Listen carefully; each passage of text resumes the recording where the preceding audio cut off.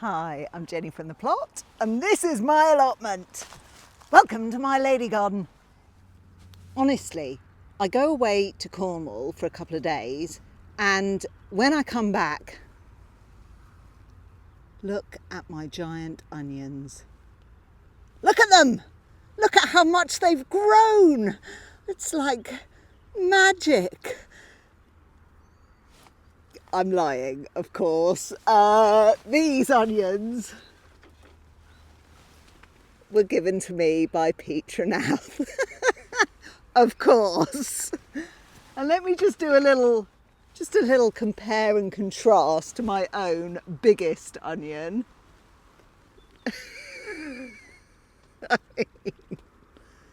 Although I have to say, Fee Fi Fo Fum is not doing too badly. He's got a bit wonky in his support. I wonder if I can straighten him up a little.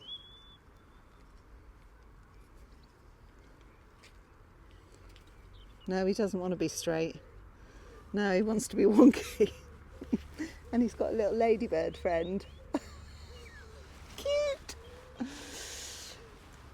So, Pete literally sent me home with a crate of plants. A crate, including a loofah. I'm so grateful, Pete. I don't know where I'm going to put it. Have you seen the size of my greenhouse? I'm wondering if I can maybe keep it in here until it's time for the chilies to get planted up. And then I might take it home. I might even see if I can grow it outside, but that would have to be, I'll have to wait till the summer for that. In other news, look at my borage. I mean, wow. And I'm quite glad that it's growing, because I was thinking that I might have to fill in a few gaps in my fancy wooden planter next to the bench. But let me show you something even more exciting. Just when I thought the freesia corms were never ever coming up. Look, just the one. Oh no, hang on, no. Now, a couple of things have happened at the plot recently that have made me rethink some of the ways in which I do things, which is always good, right? It's always good to keep learning and to be able to admit when you go wrong, which is quite often with me. So the first thing that happened is when I planted out my parsnips in loo rolls, I had a really lovely comment, God bless her, from Trish Bishop, who said, Jenny, please go back to the plot and bury the loo rolls, because I'd left them sticking out of the ground. And apparently if you leave a loo roll with the top bit sticking out of the ground, the top bit dries out and then it dries all the way down under the ground and dries out the roots. So you either have to bury the loo roll to the same depth as the soil, or, as I did, take the top of the loo roll off so that it's all level with the bed. So as soon as she commented, I turned to the Enigma and said, darling, I'm off to the plot to trim my loo rolls, which is a phrase I never thought I'd hear myself say.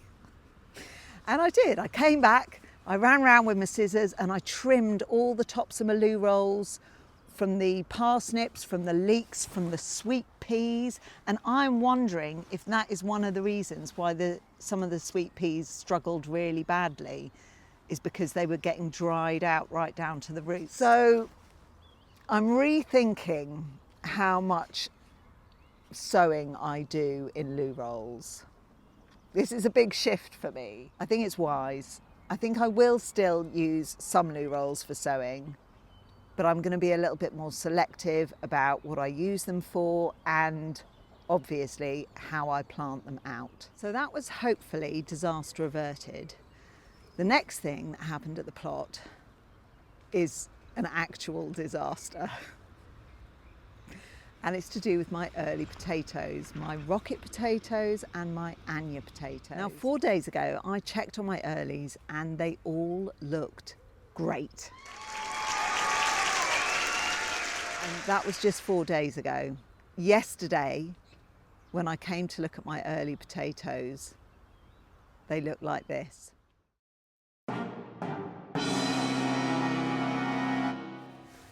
Now that's a lot of damage. And we haven't had frosts in the last 4 days, and literally 4 days ago they were absolutely fine. So what's gone on? The only thing that I can think it might be, and it pains me to say this, I think it might be death by Strulch. I have heard anecdotally that Strulch can be too strong for young plants and that it can kind of burn them, and that you have to be a bit careful about how you use it.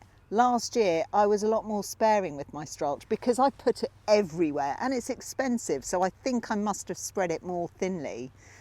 These guys got an enormous thick blanket of Strulch, like a couple of inches at least, and maybe that's what did it. Because I really think they're dead. I think they are ex-potato plants. So what can I do about it? Are they beyond all hope? I'm thinking probably yes.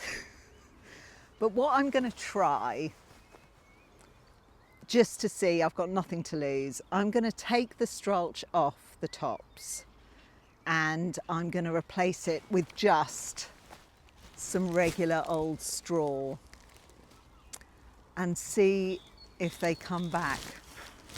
In the meantime, I've got no early potatoes until my lovely friend Lisa very, very kindly gave me a few of hers. They are Sharps Express, so they sound fast. I'm going to do 1 bag of Sharps Express and I'm going to mulch it with straw rather than mulch.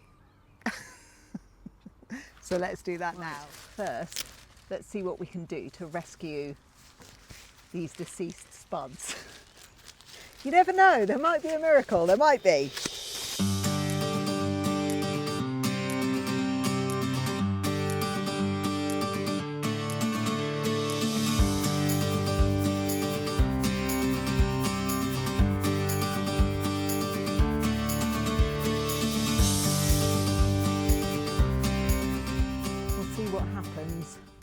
Some of the rocket plants still seem to have a few green leaves. Oh, I'm not holding out much hope though.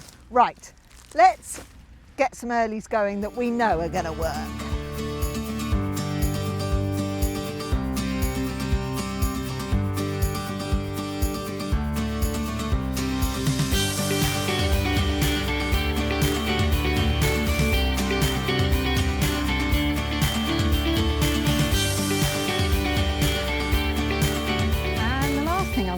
Today is I'm going to plant out my main crop potatoes. Now I've got rather a lot. For me, I know this is nothing compared to some people's potato bucket collections, but this is at least twice as many, if not 3 times as many as I did last year, and I'm so glad because growing potatoes is really, really exciting. You never know what you're going to get until you empty the bag or the bucket or dig up the ground. So I bought 2 varieties. These were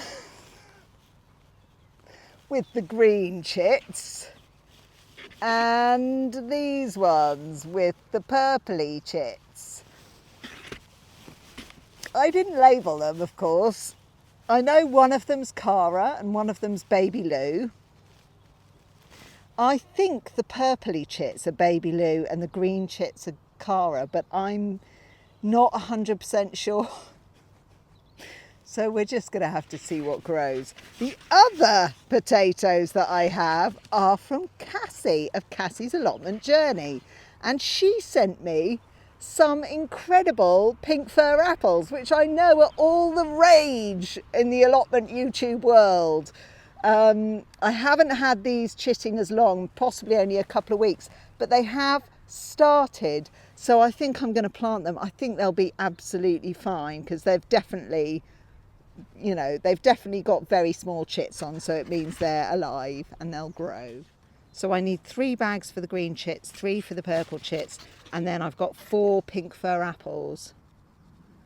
I'll give them the special treatment. I might just put 2 in each, so have 2 bags of 2. Now with main crop, you kind of don't, this is what I gather. I'm definitely no expert because there's 2 different types of potatoes. There's potatoes that are indeterminate and potatoes that are determinate. I can't remember which is which, but one of them, mostly early potatoes, means that they grow all on one level. So there's no point in earthing them up. You just fill the bag to the top or the bucket, or you put them in the soil, cover them over, and they will all grow on one level. Whereas the other kind of potato, which is mostly main crop, will grow on multiple levels. So as they grow up, they'll get some spuds on one level, and then if you keep covering them up with soil or earthing them up, then they'll carry on growing more spuds on the next level, and then more on the next and more on the next. That's the idea anyway, and that's why you earth main crop potatoes up.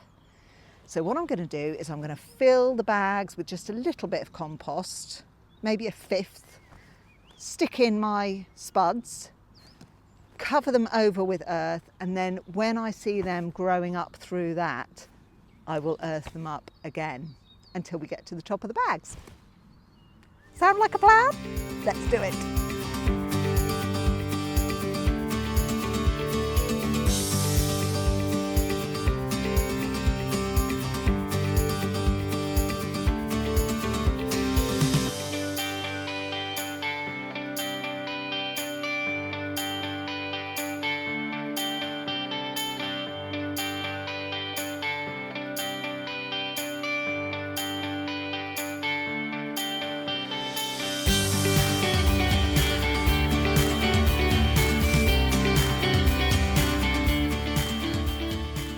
Behold the spuds, waiting for their earthy blanket.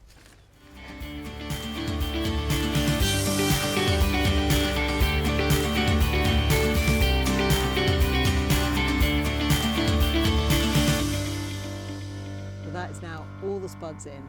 Let's hope the main crop do a little better than the earlies. Now, I'm not saying I'm never going to use Strulch again, but I am going to use it a bit more sparingly. It's strong stuff, believe you me.